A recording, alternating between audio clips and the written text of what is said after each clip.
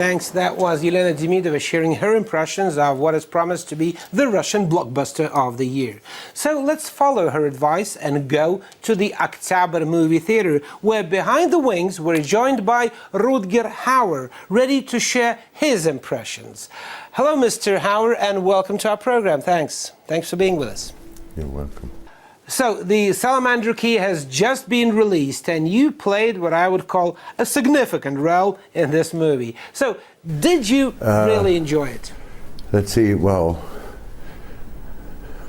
the film only has me like I play this businessman who's in some office who runs, a big corporation basically, and it has to do with the fact that they found a sort of a form of rejuvenation. So if you go on that, you get younger and younger. Or let's put it in very simple terms: you wouldn't grow old as fast.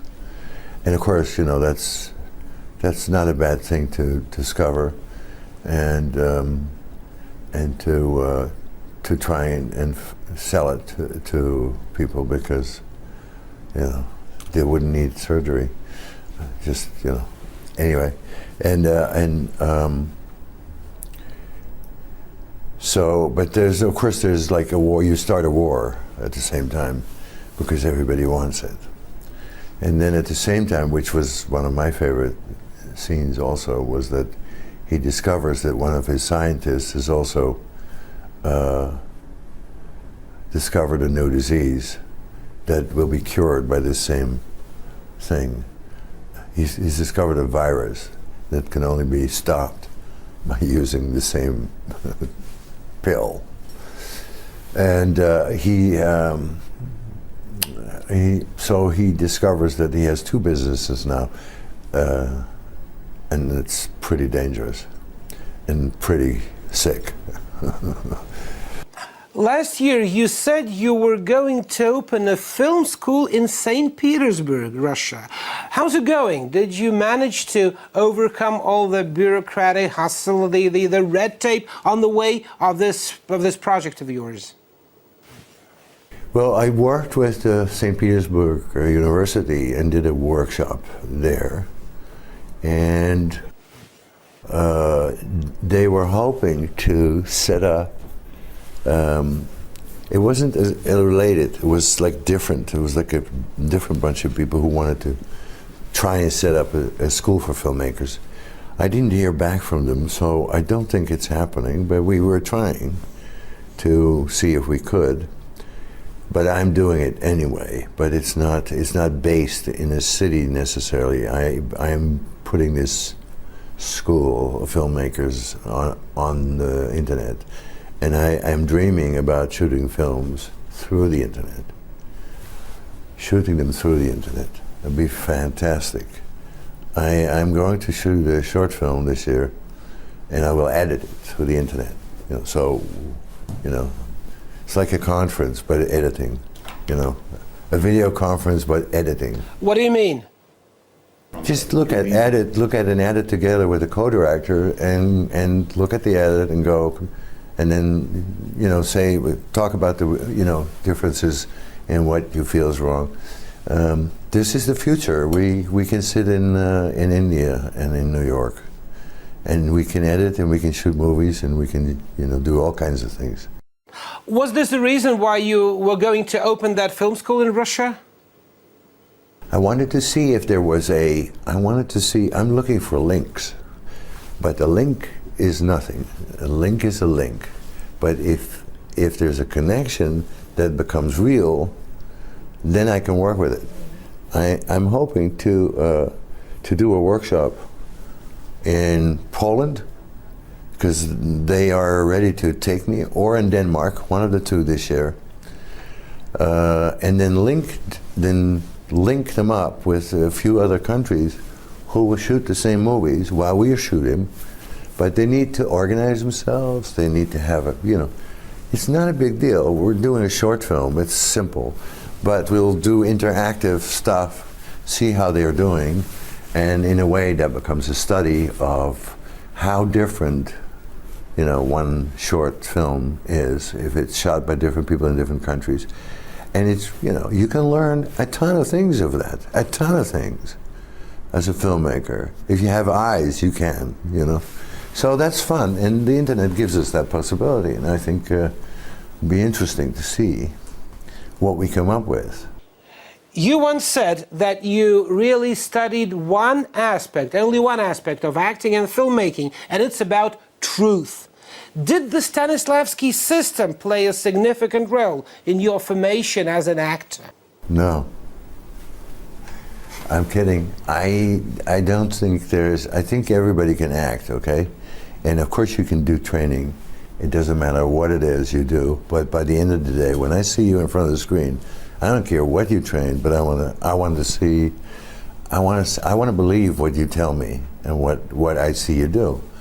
And if you came from left or the right, it doesn't matter to me. My school and training comes from shooting movies. I did acting school, did not learn a thing there. What I did learn in acting school was that I wasn't a stage actor. I realized very slowly that theater acting was great for other people, but I felt completely uncomfortable. Took me 4 years to practice as a theater actor, so I spent 4 + 4, 8 years training myself, thinking, I can't do this. I'm not sure why. I don't know why I feel uncomfortable. It's not their fault. Okay. Then I got the chance to do a television series, and I went, this is it. Okay.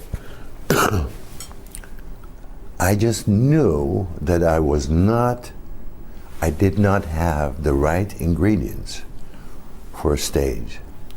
The difference is very simple. I don't know why, but this system does not want me as an actor to project.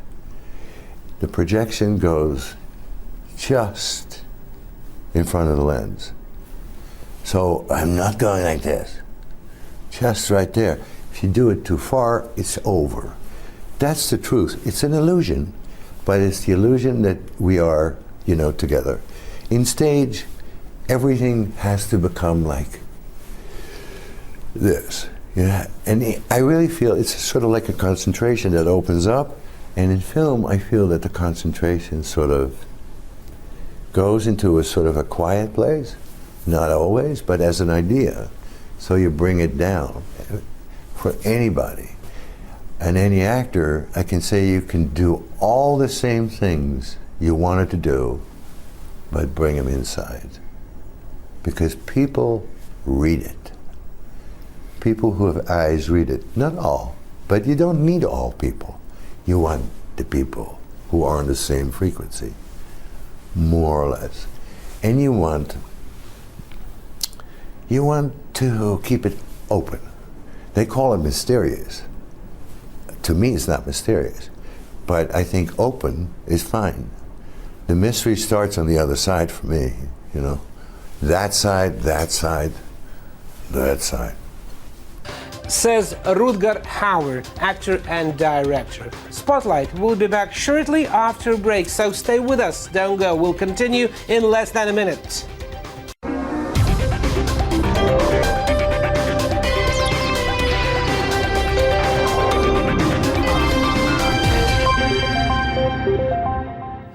Welcome back to Spotlight. I'm Al Grunov, and just a reminder that my guest today is Rutger Hauer, the famous actor-director who's joining us live from a Moscow movie theater where the first show of the movie The Salamander Key has just ended. Mr. Hauer, in the 1970s, after Turkish Delights and The Soldier of Orange, you were rated the best actor in the Netherlands. You enjoyed a well-deserved all-European reputation. So why did you decide to move to Hollywood?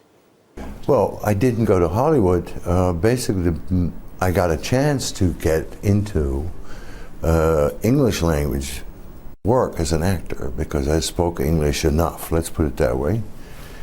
And so what do you need if you go into, this is not Hollywood. Hollywood's not waiting for me. Hollywood is still not waiting for me. Hollywood doesn't exist much for me. I'm a filmmaker. That's not Hollywood. They make certain films that take years they take years to do them. But that's not, to me, that's not where we live. It's just a different size product, and it's safe and not dangerous. It's not too sweet, not too salt, not too much blood, but a little. It's like, it's almost like I can't swim, give me a jacket. That's Hollywood movies. They need to have millions of people to watch them to get their money back. By that nature, it means you have to tell very safe stories. I don't want safe stories. I want dangerous stories. I want to pick your brain, pick your heart, tickle you, but I don't want to do it safe. Safe is in the office or something. And this is not a safe profession. You have to take enormous chances and do it gladly, Well, you played many nasty, many ticklish characters, like the Hitchers, for example, your role in the Hitchers. How does it feel to play a sadistic role for such a compassionate person as you are? It's like, if you read a book and the writer writes like a dark story that you don't, this is not the writer, it's not the painter who's crazy because he paints a crazy painting. It's a different animal. It's a different language. The stories that we tell come from somewhere else. I'm an actor. I'm a tool. I'm just a tool. I don't even, the director can look through my eyes and I'll look with him. You just take a character, it's a simple explaining. It's like a little puzzle. It's a digital puzzle now. It's not a house, you're not building a house, but you're creating a character in a movie. That's all we do. And it has a beginning, a middle, and an end. You know how it ends. In life, we never know how we know it ends, but we don't know how and no when. This is really, it's a simple package. And this puzzle, I think, is really, it's almost like a kid quality. I look at it like, it's very childish in a way. I play with sand, that's how I put the character together. Director, of course, is right in there. I say, do you like this? And this is basically on Blade Runner. This is the key thing in Blade Runner that I learned, other than having a great time, was if you make a recipe for a character that the director feels is right, then this recipe, well, make it as full as you can, and then it'll come out in different scenes as part of the character. We can't be all the time. So as part of the character, it will come out, and I think it's a great way of preparing for a role where you just go, okay, where's the salad bowl? Let's put some salt in. Do you like salt? Okay, more salt. So it's like a salad, a character is really like a salad, and then the scene will basically, and the director will basically let things come out that are more important for the scene. But is there a role that you would never play? It's art also, it happens. And would I refuse art? No. I have no problem in saying no to something if I don't like it. I don't feel I need to analyze why I don't like it. I can. But no is no, it's simple. What's interesting is, if you had two great projects that are yes, yes, and you can't do them both, so you have to choose the one. But that's where it gets interesting and hard. The easy part is no. No creates space. And I don't know why it is so hard for people to learn to say no. It's the best thing. Start when you're 5. No daddy, no mama. Because it creates yes, you know? It creates the room for something else to come along and go, you can do this. But I don't know, I think everybody starts with no, don't they? But I did it for a long time. I think I worked on no for like, I know that on the Hitcher, for instance, and that was 85 when we were shooting it, or 84 maybe. Hitcher, Leok, yes, 84. So I was 84, so I was 40 years old, and I'd done like 30 movies, 40 movies. And I'd been saying, no, I don't like this, I don't like this, I don't like this, I don't like this. This is not the world, this is not the character, this is not a good director. I was like a dog for 40 years, going, and I was fighting everything and myself. You know, and it's not fair. It's not even fair to fight yourself that much. But so I turned around a little bit. Funny enough, when I was shooting The Hitcher, I decided to work in a different way. I don't know why. I just got tired of. Well, according to your biography, you've been saying no since childhood. Yeah, it's a natural, but that's a teenager instinct. I mean, everybody says no for like 10 years or 17, but then when the testosterones come in, you go, you know, you have somewhere to go, let's say. But that's the revolution. No is the revolution. But I was just busy saying no too much, basically, I think. And basically, my energy was in everything I didn't like. That's typical teenager. I don't like this, I don't like that. Yeah. You know, of course, my no basically was that I knew something to do. My no always was, this is no, so if this is no, then this is next. Most people stay here, but I always went, okay, if this is not nice, then I'll go there. And I'm a natural traveler, period, you know. I travel, I move. Otherwise I wouldn't be here. Would you say no to modern movie technologies like the 3D, for example? No, why not? No, the answers will be given by how it's used. I'm doing a film in 3D, you know, with Dario Argento, Dracula 3D. Why Dracula 3D? It's done, 2D has been done 53 times, I think. Well, why not, you know? We'll see. I think it'd be very scary, to say the least. Is it your passion for experiments? It's my passion for, yeah, it is.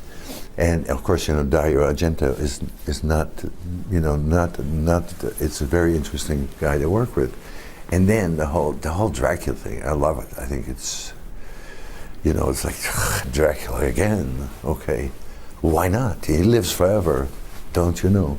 But in 3D, I'd like to see it's definitely an experiment to see if it's true or if it's bullshit.